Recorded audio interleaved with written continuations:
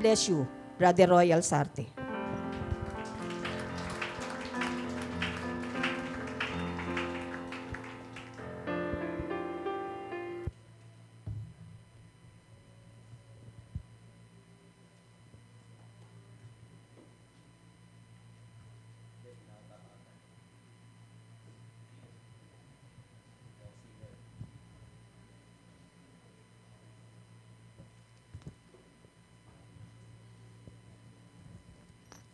Praise the Lord. Mga kapatid, no? So, nangaral na po si Pastora. Dudugtungan na lang natin. Okay? So, palakpakan muna natin ang Panginoon, mga kapatid. Hallelujah! Praise God! Hallelujah! So, sabi ni Pastoran Junior na nakaraan, sino raw magcha-challenge kay Brother Jan? Parang gusto kong i-challenge si Brother Jan eh. Asa ba si Brother Jan? Kaya lang, napapansin ko yung natin, ano ba yun? Media team ba yan? Parang namumutla na eh. Okay, kaya ginawa na natin ang paraan, mga kapatid. Hayaan na natin si Brother Jan na ganun siya. Ibahin natin yung style natin. Okay. Palakpakan muna natin ang Panginoon. At sabi ni Pastora, may exam. Sa akin, may exam din kayo, ha? Okay, gusto nyo ba? Blue yung kay Pastora, bibigyan ko kayo ng red. Gusto nyo ng red? Parang ayaw nyo, ha? Red, pero 10 piraso. Oh, yun, ha? Yun nga lang, once a year lang ako nangangaral, kaya next year na exam. Okay. So, tayo po yung mag-start sa ating sa mensahe ng Panginoon. Gumagana ba to? Gumagana? Okay na? Okay. Asan? Ba't ganun? Wala. O, baliktad. Baliktad. Ganyan. Yan. Okay. Buksan po natin yung ating Bible, mga kapatid. Sa Matthew. Eto, sigurado may mga isusulat kayo rito. Hindi na kayo mahihirapang magsulat. Okay. Matthew 16 verse 24. Nakikita ba? Malinaw ba yung ko? Then Jesus said to His disciples, whoever wants to be my disciple must deny themselves and take up their cross and follow me. Sabi diyan. Sabihin mo sa sarili mo, must deny myself. Sige. Deny mo ang iyong sarili. Okay, next.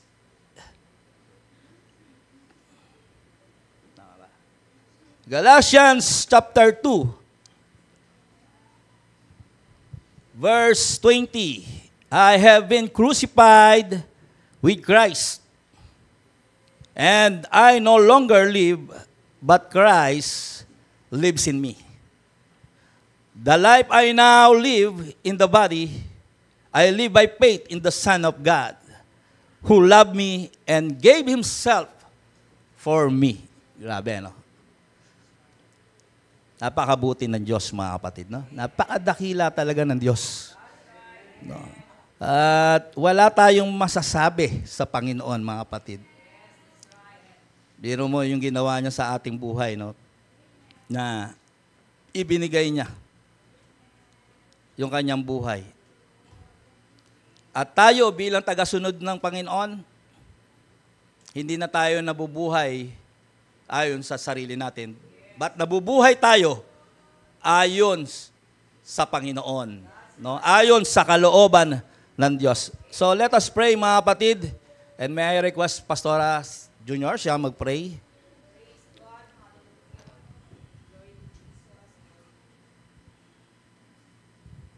Panginoon, minsan pa nilalapit namin sa iyo ang lingkod mo, si Brother Royal Sarte. Gamitin mo siya, Panginoon, at langisan mo siya mula ulo hanggang talampakan. At anuman, O Diyos, ang mensahe mo para sa aming lahat upang kami ay maging maayos at matino sa paglilingkod. Mangusap ka sa aming lahat, magkaroon ng kapangyarihan ang salitang namumutawi sa bibig ng iyong lingkod upang ang aming mga buhay bilang Kristiyano ay maging maayos bago ka man lamang dumating. Let your anointing and your presence, O God, be in this place, we pray. Amen. Amen. Hallelujah. Praise God. So, tayong lahat po ay makakaupo na. Okay, ang ganda. Panoorin niyo po yan. Napanood niyo na yan? Tanya, no? Arwiko. O, kita mo? Ano ginagawa? Hinihila, no? Malinaw ba? Malinaw? Okay. Tingnan mo, humiga na.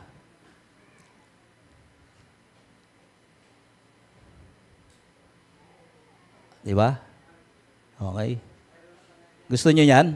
Gusto niyo sumama dyan? Sino gusto? Sino gusto sumama dyan? Oh, kita mo, hindi na makatayo. Ayan, kulit-kulit eh. Dapat di mo ginawa yan. Sana nakakatayo ka pa ngayon. Oh. Ayan. Ano nangyari?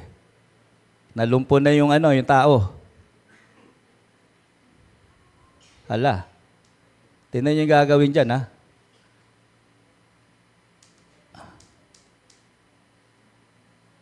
Hindi na nakagalaw yung krus, mga kapatid. Mukhang natigil.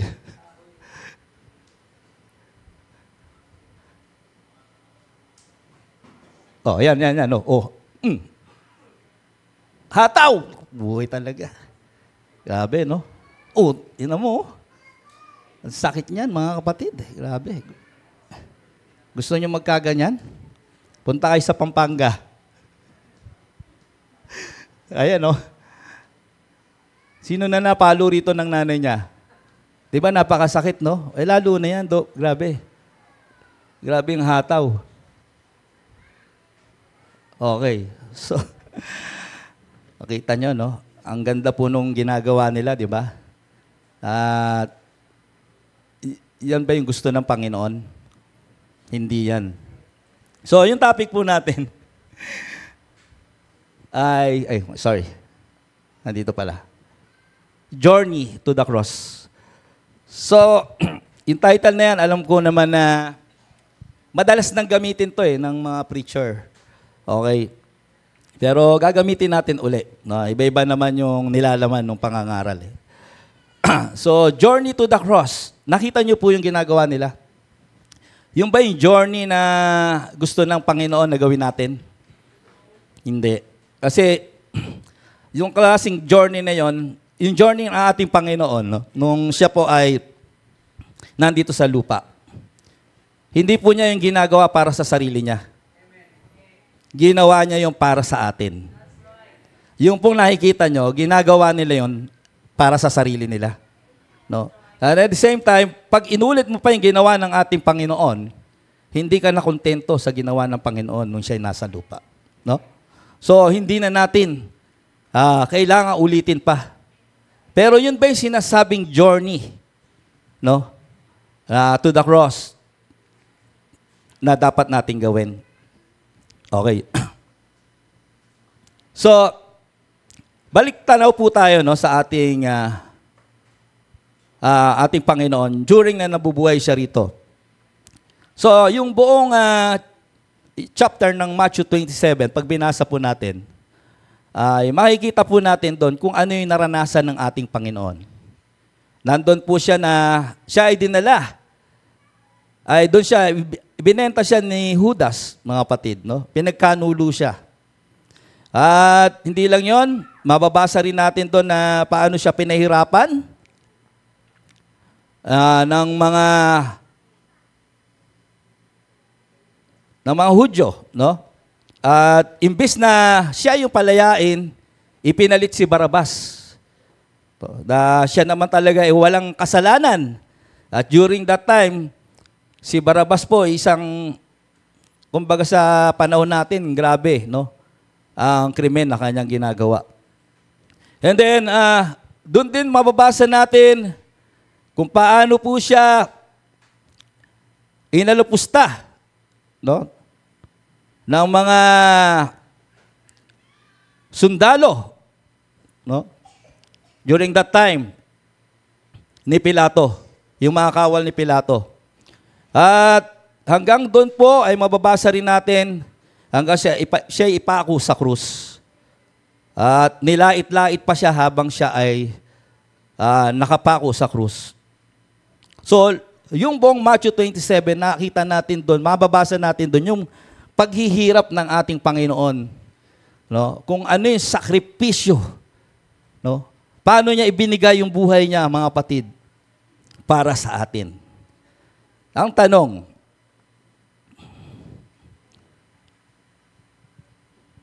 paano ba nag-succeed, mga kapatid, ang Panginoong Hesus sa kanyang journey? Gusto niyo bang sumama sa journey ng ating Panginoon? Lahat ng gustong sumama na sa journey ng Panginoon, sabihin, praise the Lord! Yan. Okay, masyado kayo seryoso, ha? Okay. Next. Yan po yung tanong. Ayaw na. Yan. Then, how did Jesus carry himself throughout his journey?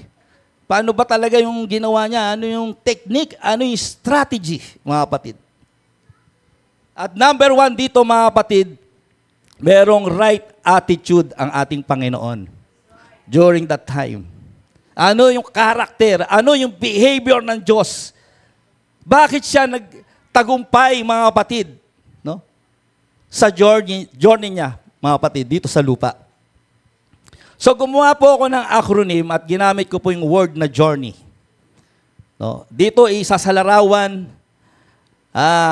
yung ugali, behavior ng ating Panginoon, kaya siya po ay nag-succeed, no? Sa kanyang journey, mga kapatid, dito sa lupa. Hanggang sa maipako siya sa krus. Letter J, mga kapatid. So, joyful. Okay.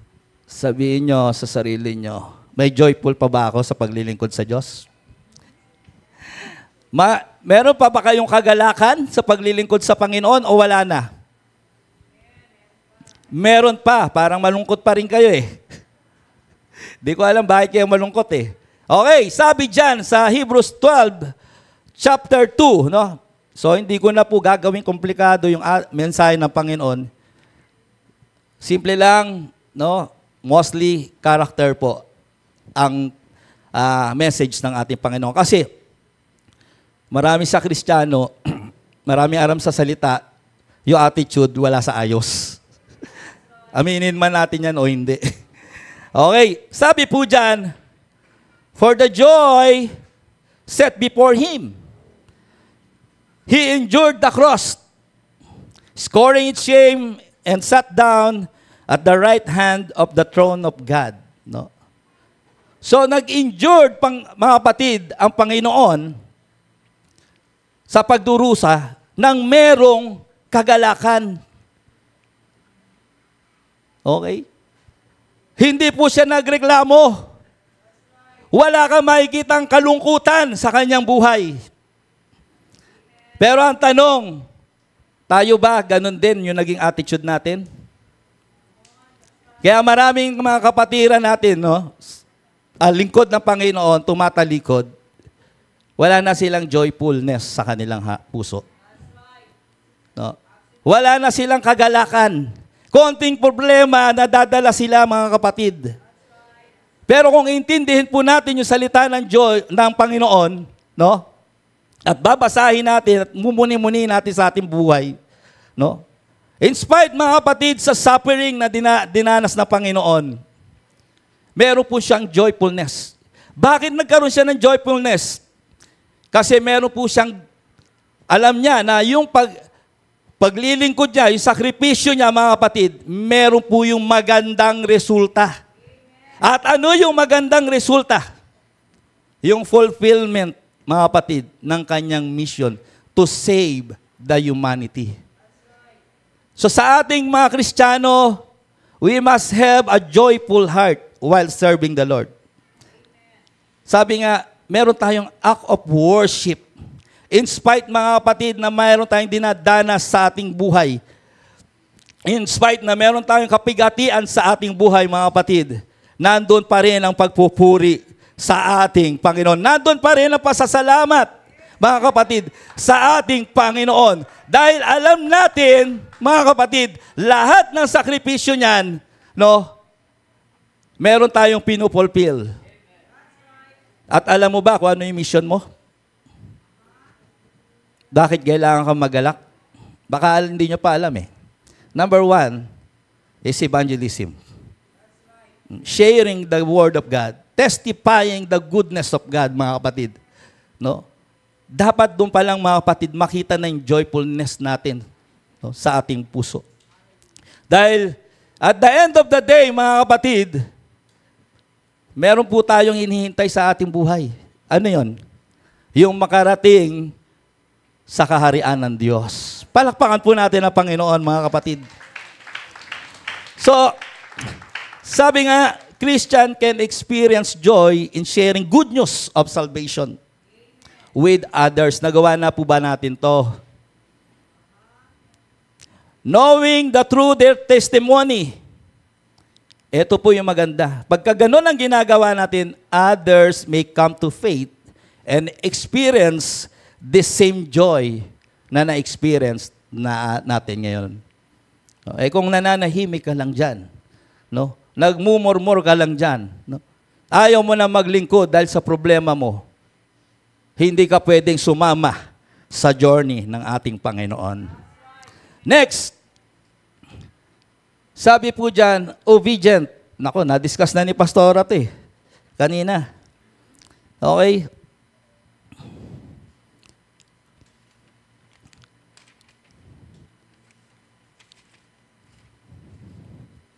Teka, 3 page to. Okay. Obedient, mga kapatid. Anong sabi sa Philippians 2:8, mga kapatid? Being found in appearance as man, he humbled himself by becoming obedient to death. Even death on a cross. Grabe, no? Hindi po nagreklamo ang Diyos. Ikaw na yung dadalhin sa ano. Andun pa rin pagsunod, mga kapatid. No, tayo, inuobliga pa lang tayo sa notebook.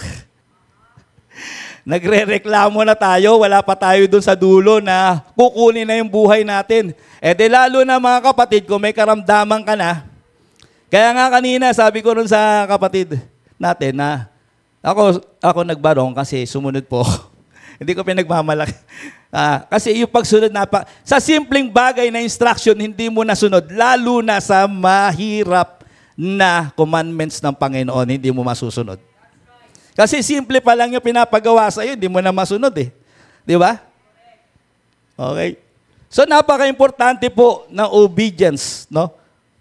Kung gusto nating sumama sa journey ng ating Panginoon papunta sa krus ng Kalbaryo, kailangan magkaroon tayo ng pusong masunurin, mga kapatid.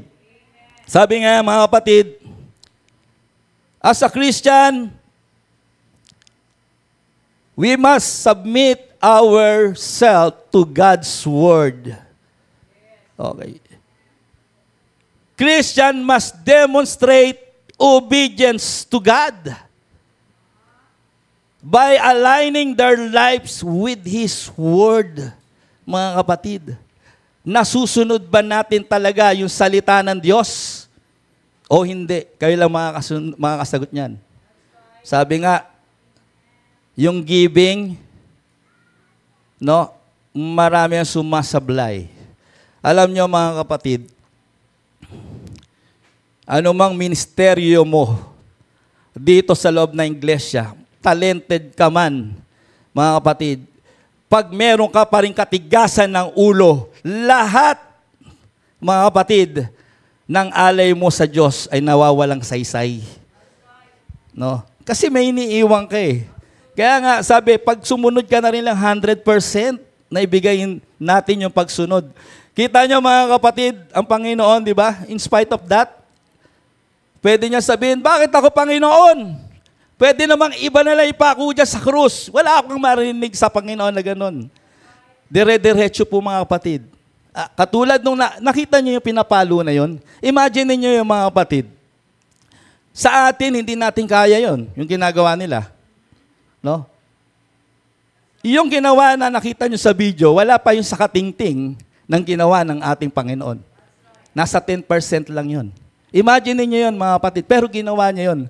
Hindi nagre-reklamo. Nandun siya, sinusunod niya yung kalooban ng Panginoon. No? Bilang isang tao. Sabi nga mga kapatid na Christian express obedience, Christ's teaching by serving others in love and humility. No? Dapat as a Christian, meron tayong pag-ibig which is tinuro ng ating Panginoon. Nandun yung humbleness mga kapatid. No? Selflessness. Sacrificial service. Kailangan po yan sa ating pagiging obedience. No? Inassign ka ni pastora, doon ka. Mangaral ka ron. Sunod ka lang. No? Pero yung iba, hindi sumusunod eh. No? May sariling opinion. No? Sunday ka na nga lang gagamitin ng Panginoon, inayawan mo pa. Wala nang time eh. Kasi Monday to Friday, busy ka na. Hindi mo pa may aalay yung isang araw na yun na para, inassign ka dyan ng Panginoon. No? Kung kaya kayo ipako sa krus, lalo na siguro kayong hindi susunod. Palakpakan po natin ang Panginoon. Hallelujah!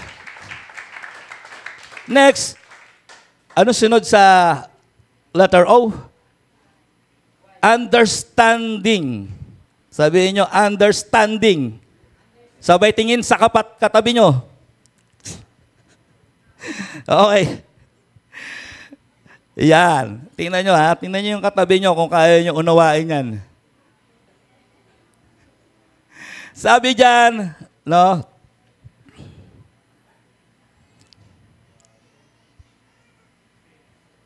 Ano sabi dyan? Jesus said, Father, forgive them, for they do not know what they are doing. Kailan po niya sinabi? Nasa krus na siya o nasa baba pa siya ng krus? Ha? Nasa krus na, naghihirap na siya. Saan ka pa nakakita ng ganon, mga kapatid? Grabe yung pangunawa ng ating Diyos. No? Biro mo nasa krus ka na, naghihirap ka na, dinudusta ka na. Pero anong sabi niya? Yung understanding niya nandun pa rin. Diba? Kasi naranasan niya yung mamuhay bilang isang tao, mga kapatid. Kaya yun sinabi niya eh. Pinalalangin niya yung mga taong nanakit sa kanya, minura siya, hinampas siya, sinuntok siya. Mga kapatid, hindi niya ginantihan ng galit. Kung tutusin, pwede niya gawin yun, mga kapatid, di ba? Makapangyarihan ng ating Panginoon. No? Kaya niyang i-wash out yun. Parang yung nangyari sa Dubai. Di ba? Oo. Kaya niya gawin yun. Pero hindi niya ginawa, mga kapatid. Kasi meron siyang pinufulfill na mission para sa atin. Tayo ba kaya nating unawain yung ating kapatid? Meron ba tayong compassion sa ating mga kapatiran? No? O wala na tayong compassion sa ating mga kapatiran? Sabi nga, as a Christian, we must demonstrate understanding. By what? By extending forgiveness. So, lahat ng may galit pa dyan, magsabing praise the Lord. Lahat ng naiinis sa kapatiran niya, magsabing praise the Lord. Ba, wala. Lahat na naiinis kay pastora, magsabing praise the Lord. Wow, kunyari pa kayo ha. De, joke lang. So, dapat may forgiveness. Yun po yung isang way na para ipakita natin yung pag-unawa natin. Kayo ba naunawaan nyo yung mga nasa katabi, sa mga kapitbahay nyo? Bakit sila ganon? Ha? Bakit sila chismosa? Bakit sila, wala ka namang ginagawa, pinagchichismisan ka? Di ba? No? O ginagantihan nyo rin sila ng chismis. Binabawian nyo rin. No? So, hindi po yun yung gawa. Kung gusto mong sumama sa journey ng Panginoon, hindi po yun yung attitude natin. No? Kailangan nyo nasa paligid natin, mga kapatid, mas nauunawaan natin. Di ba? Kasi alam natin na sila'y walang alam sa salita ng Diyos. Hindi yung gagayahin mo kung anong ginagawa nila. So, yung pagiging Kristiyano mo, nawala na, mga kapatid, no? Katulad sa pagdadrive, mga kapatid, bilang isang driver, mahirap po. No? Marami pong pasaway sa kalsada. Okay. Kaya marami pong away sa kalsada, alam niyo yung dahilan? Walang pag-uunawaan. No? Walang pagbibigayan. Okay. Ako po, marami na ako na-encounter. Talagang, minsan mumurahin ka, nagugulat ka. Hindi mo naman inaano, di ba? Pero, ibinibigay natin sa Diyos yan. No? Alam natin na hindi niya alam yung ginagawa niya. No? Hindi niya alam yung salita ng Diyos. Kung alam lang nito yung salita ng Diyos, hindi siya ganyan. Okay. So, dapat po, yung understanding, mga kapatid, no, ay nasa atin. No? At yan ay mapapakita natin kung dinedemonstrate natin yung pagmamahal sa ating kapatid, sa ating magulang, no, sa ating kaaway, mga kapatid. Kaya ba nating mahalin yung kaaway natin katulad ng ginawa ni Kristo? Di ba? O hindi natin kayang gawin yan. So kung hindi po natin kayang gawin yan, hindi natin kayang sumama sa journey ng ating Panginoon. Ano po yung sunod?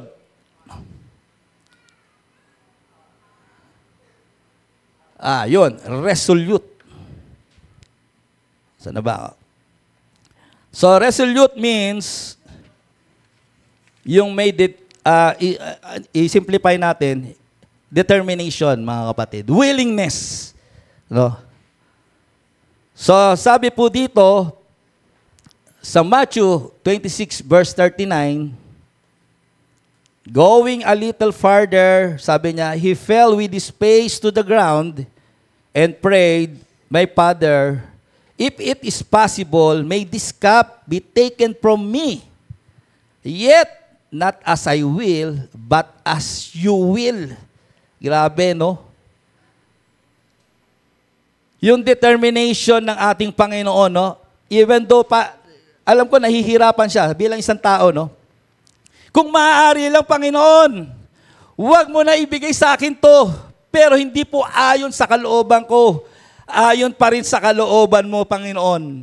Magagawa ba natin yan sa ating buhay? Okay? Kaya lang minsan nakakalimutan po natin yan eh. Kadalasan, yung ating kalooban po, yung ating sinusunod. No?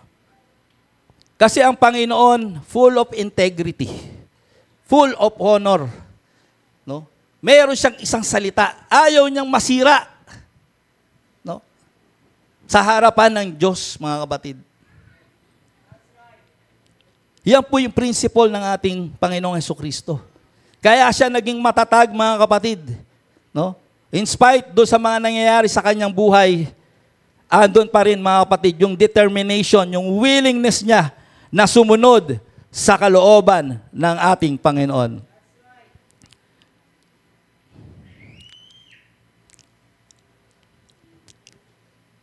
Sabi nga po, no? As a Christian, no, dapat meron tayong perseverance in faith. Pursuit of holiness. Yung kabanalan, mga kapatid, no? Mahirap sa atin, lalo na sa mga lalaki, di ba? Dati tayong umiinom. May umiinom pa ba rito? Wala na. Brother Jairo ko, hindi ka ba umiinom? Hindi naman. Meron ba naninigarilyo rito? Wala na.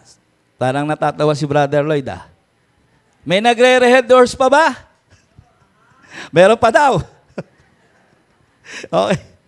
So, pagkagaling ka po sa ganyang gawain, mga kapatid, At hindi mo po kayang baguhin yung sarili mo in your own. Ha?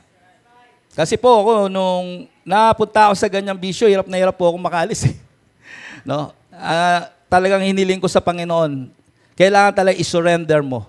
Magpasakop ka, mga kapatid. Yung determination, mga kapatid, ng pagbabago sa buhay mo, nandoon. No? Kasi minsan, yung po yung nawawala sa atin, yung determination, yung resolute, mga kapatid. Kaya minsan, hindi tayo makapagbasa ng Bible, makapagawa ng soap, no? Hindi natin madala yung notebook, makapagsulat, di ba? Kasi wala po tayong determination, mga kapatid. No? At sasabihin natin, nagsusulat naman sila eh. Di ba? Kung sinabi ng Panginoon yan, bakit ako, Panginoon? Yun na lang mga nagpapapako sa akin na ipako mo rito. Wag na ako. Hindi ako kriminal. Di ba? Mabuti akong tao. Hindi niya pinagmalaking ganon, mga kapatid. Di ba? Iba sa atin, mahilig magmalaki. Di ba? Sa ating ginagawa. Hindi ako ganyan. Kala mo lang yun. Ang Diyos ang nakakaalam sa buhay natin. No? So, dapat po nandun yung determination. Next is noble.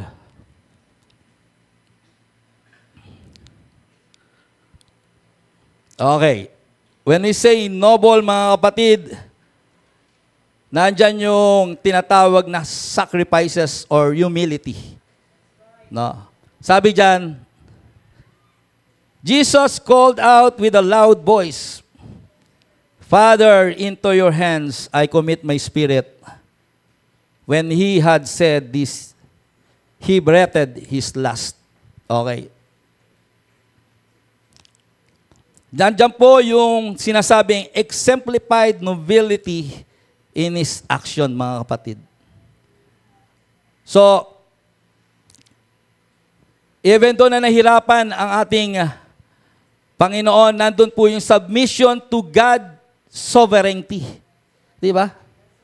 Hindi po siya nag-react. Talagang sa last breath niya, mga kapatid, no? Pinagkatiwala niya yung kanyang espiritu sa ating Diyos, mga kapatid. Dapat po as a Christian, the same thing, mga kapatid, no? Yung ating gagawin. We must bigay natin, mga kapatid, yung ating plano, yung ating mga kahilingan, no? Sa ating Panginoon. Nagtitiwala tayo sa ating Panginoon. Huwag tayong puro reklamo, mga kapatid. Kasi, yun nga sinasabi ko uli, ang Diyos po, sa gaano kahirap ang dinanas niya, mga kapatid, hindi po siya nagreklamo. At nung meron po siyang, di ba may magnanakaw, nakatabi siya, no? Hindi po niya tinatwa yung magnanakaw during that time. No? Nung humiling sa kanya, mga kapatid, yung na isama siya sa paraiso, ano sabi niya? Jesus answered him, Truly I tell you, today you will be in my paradise. Ganun po kanobol ang Panginoon. Ganun niya kamahal ang tao, mga kapatid. No? Hindi niya po ipinagtatwa yung salvation sa atin. No, kung ipinagtatwa lang ng ating Panginoon yung salvation, malamang, mga kapatid, wala tayo ngayon dito. Lahat tayo, mga kapatid, masalimuot ang buhay natin. No? Next.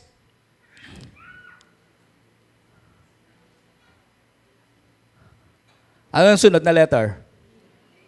Ayan. Pag sinabi nating empathetic, no? Empathy, no? Pinaigsi. Sabi dyan sa verse, when Jesus landed and saw a large crowd, he had compassion on them and healed their sick.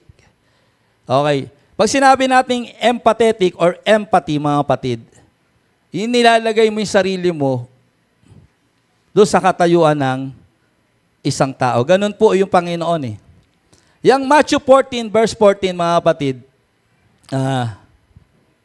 yan po yung kung saan magpapakain siya dyan ng 5,000 na katao. At nakita niya po yung mga taong merong mga sakit, mga kapatid.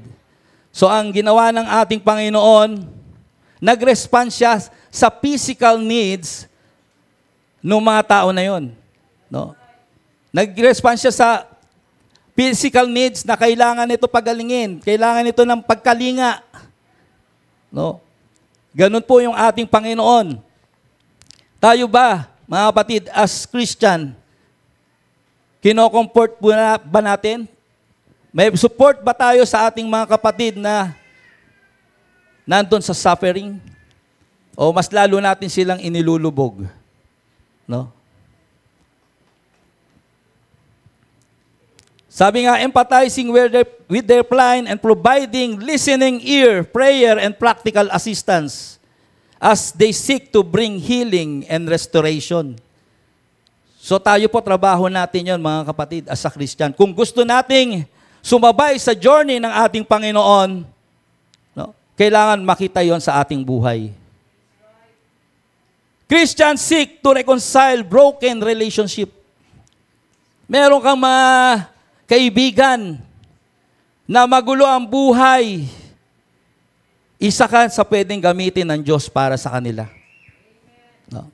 Meron kang kaibigan na may sakit, pwede ka rin gamitin ng ating Panginoon. Hindi yung wala kang pakialam, mga kapatid. No? Even sa church, mga kapatid, no? Yung kampanin dito, dapat tayo sama-sama. No? Wala kang pakialam. Bahala kayo dyan. No?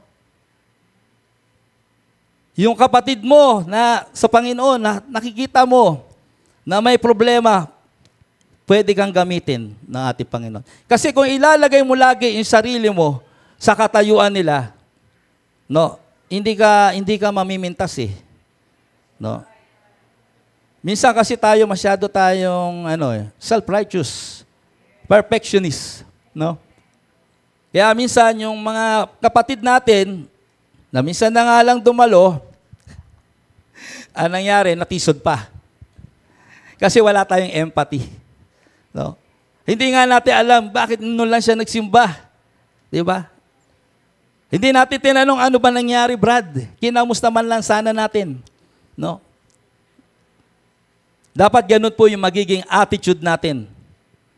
So, kung gusto natin, mga kapatid, na sumabay sa journey ng ating Panginoon, dapat yung empathy, mga kapatid, yung pag-uugali na yan ay makita, mga kapatid, sa ating buhay. Alam nyo si Jesus Christ, mga kapatid, sa sobrang yung empathetic na person siya, no, umiyak po siya di ba?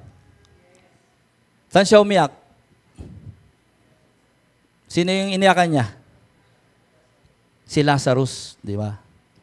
Kasi bilang tao, mga kapatid, mahirap yung, namamatayan ka. Lalo na't kung mahal mo sa buhay. Naranasan na po namin yan. No? Kahit hindi niya kamag-anak yun si Lazarus, mga kapatid. Alam niya yung nararamdaman nung mga kamag-anak ni Lazarus. No? Kaya mismo siya umiyak, mga kapatid. Di ba? Bilang isang tao, dapat meron po tayong empathy sa ating kapatid, no?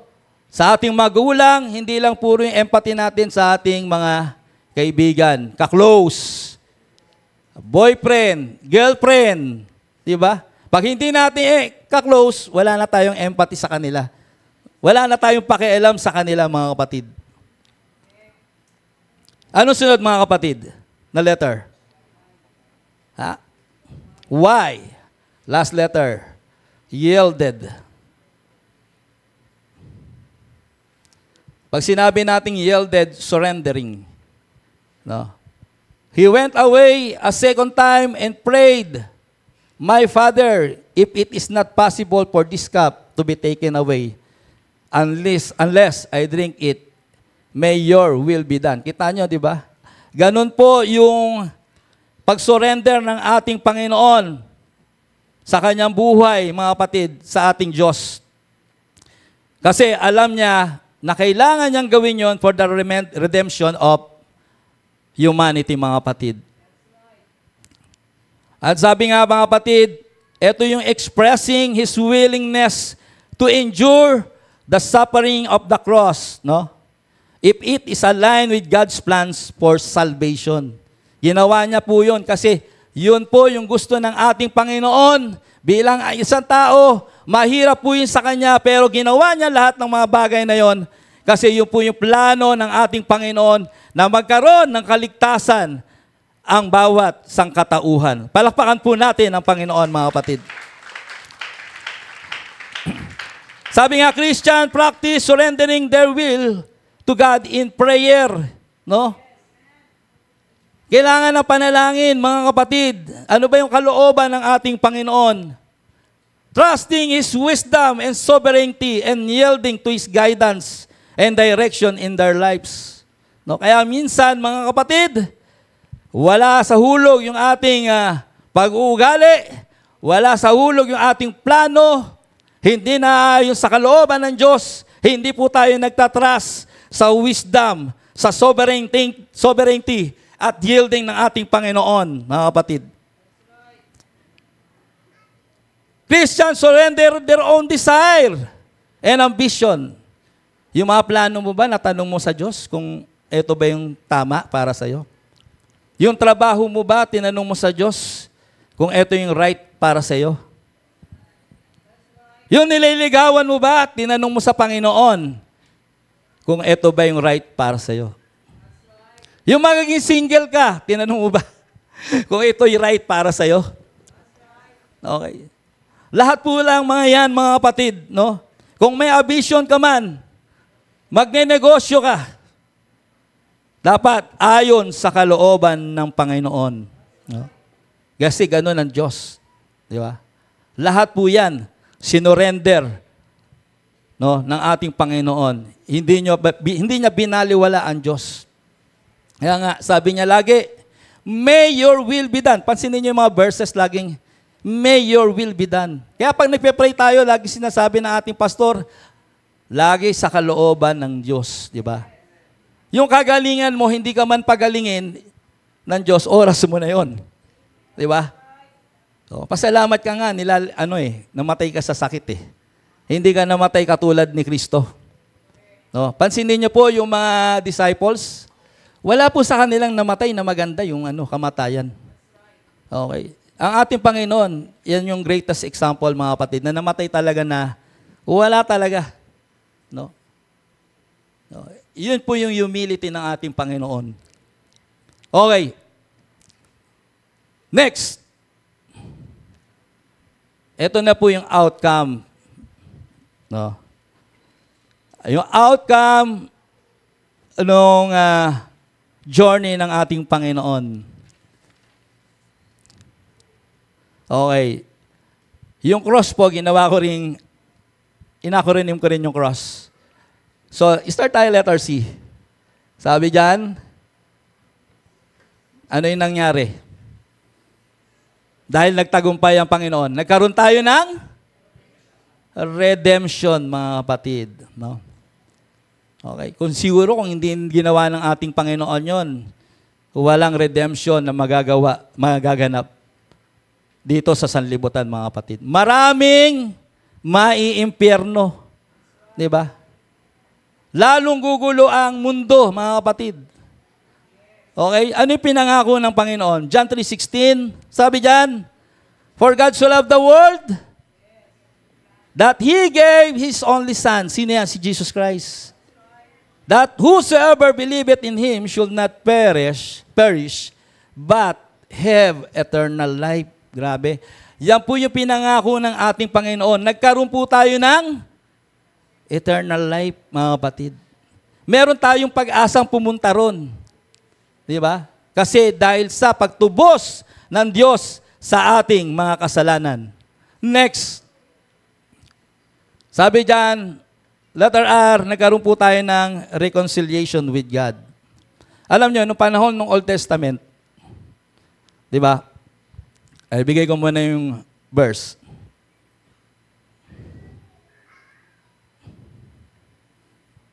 Ayan, ang sabi diyan, di ba? For if while we were enemies, we were reconciled by God to God by faith, by the death of the Son, and much more that we reconciled and shall we be saved by His life, mga kapatid. Nung panahon ng Old Testament, mga kapatid, pagkaaway ka ng Diyos, kaaway ka. Di niyo ba napansin? Pinapatay talaga ng Panginoon pagkaaway. No? Walang reconciliation, kaya nga nagagalit siya eh. Pag yung kanyang itinalagang hari, no, ay hindi sumunod sa kanya pag sinabi patayin. Kaya si Saul, nagalit siya, hindi sinunod eh. Kasi pagkaaway ka ng Diyos noong panahon ng Old Testament. Pero, nung nagtagumpay ang Panginoon sa journey niya sa krus ng Kalbaryo, nagkaroon po tayo ng reconciliation sa Diyos, mga kapatid. Hindi na natin kailangang humanap pa ng Levites para mag-alay at magdala, no, mapatawad tayo sa ating kasalanan. Tayo, mga kapatid, nagkaroon tayo ng open na communication sa ating Panginoon para direkta tayo mismo, mga kapatid, na humingi at humiling sa ating Diyos, mga kapatid. Dahil po yan, no, sa pag-alay ng buhay ng ating Panginoon, Jesus sa krus ng Kalbaryo. Next, offering of love. Sabi po dito sa verse, Romans 5:8, but God shows His love for us, in that while we were still sinner, Christ died for us. No? Kita mo, kahit na makasalanan ka, kriminal ka man, ano man ang, grabe man ang iyong kasalanan, mga kapatid, ang pag-ibig ng Diyos, mga kapatid, nandyan. No? Nararamdaman nyo ba yung pag-ibig ng Panginoon? Okay. Baka kaya hindi na kayo kumikilos, hindi nyo na maramdaman ang pag-ibig ng Diyos, hindi na kayo makapagpuri, hindi na kayo makapag-pray, kasi wala na, hindi nyo nararamdaman yung pag-ibig ng Diyos. At sino may kasalanan dyan? Tayo rin, mga kapatid. Tayo kasi yung humihiwalay sa Diyos eh. Di ba? Binahawakan ka na ng Diyos sa pamamagitan ng pag-ibig niya, ikaw naman ang bumibitaw. Lumalayo ka na lumalayo sa Diyos, mga kapatid. Kaya ang nangyayari, balik ka na naman sa pagkakasala.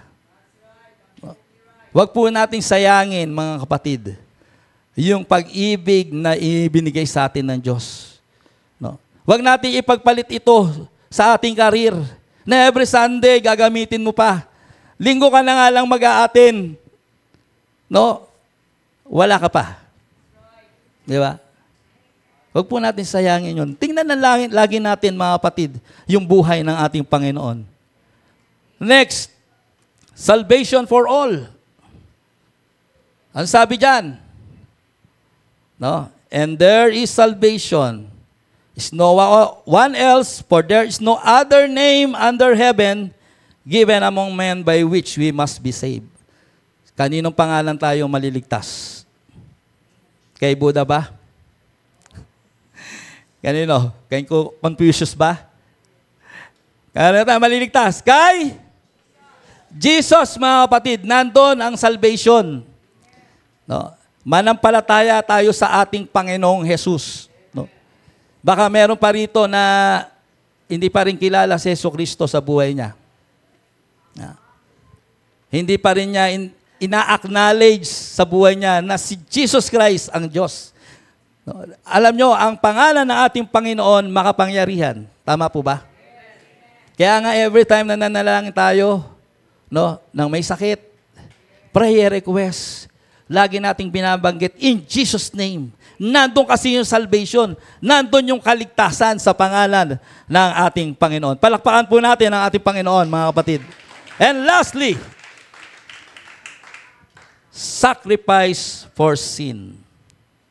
Sabi po dyan sa 1 Peter 2, verse 24, He Himself bore our sin in body on the tree, that we might die to sin and live to righteousness. By His wounds, you have healed. Grabe. Sa pamamagitan, mga kapatid, ng sugat, tayo po ay nagkaroon ng kagalingan, mga kapatid. No? kagalingan sa ating mga kasalanan, kagalingan sa ating mga karamdaman, kagalingan sa ating mga problema, mga kapatid.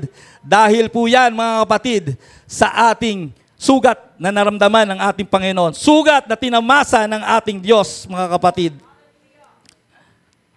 In conclusion, mga kapatid, let us look back, mga kapatid, sa ating verse. Sabi diyan,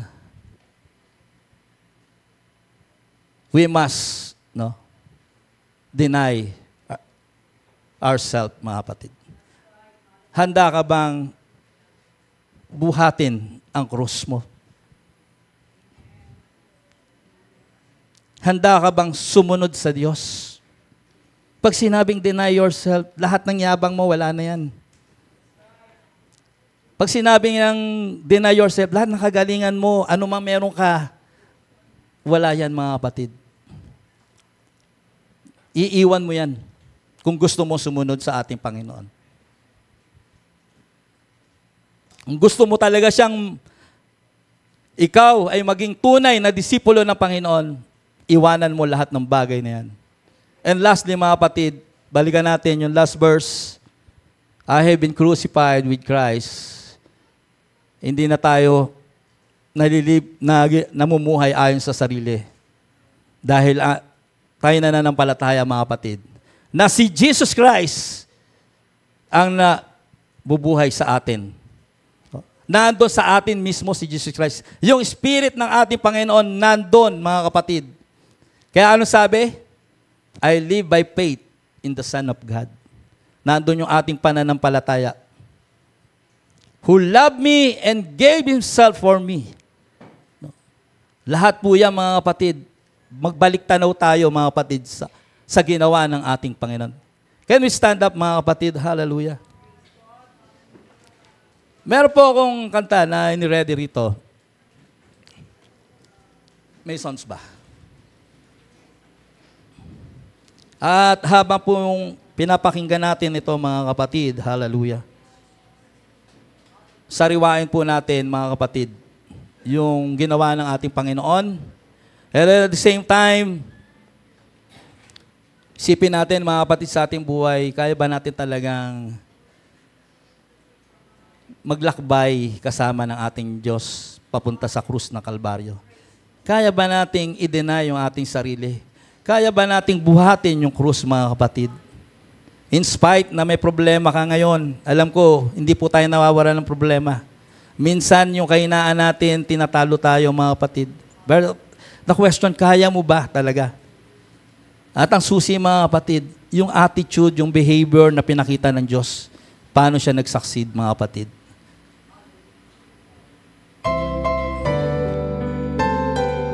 Yung nakakaalam po, sabayan nyo.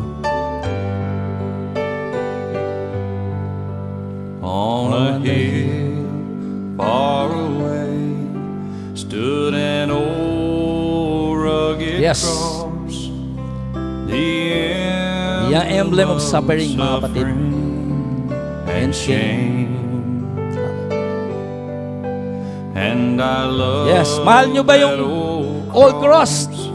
where the dearest and best for a world of lost sinners. Yes, hallelujah, Jesus. was slain. So I'll I'll cherish the old rugged cross Chine-cherish nyo ba yung old rugged cross? till my trophies at last Tatandaan po natin, pag naging successful tayo dyan, victorious, meron tayong award sa Panginoon, mga kapatid. Patuloy nating yakapin yung rugged cross na rin. Yes, ayan po yung atin. Ninanasa. Nandiyan po yung joyfulness, kaya tayo, yung pagdurusa, binabaliwala natin. Rugged cross, I will ever be true. Its shame and reproach gladly bear. Hallelujah. Then He'll call me someday to my home far away, where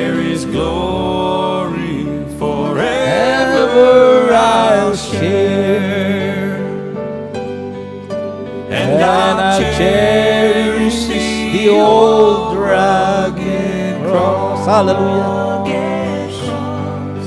Till my trophies at last I lay down. And I will cling to the old rugged cross and exchange it someday for a crown. Hallelujah, hallelujah. I will cling.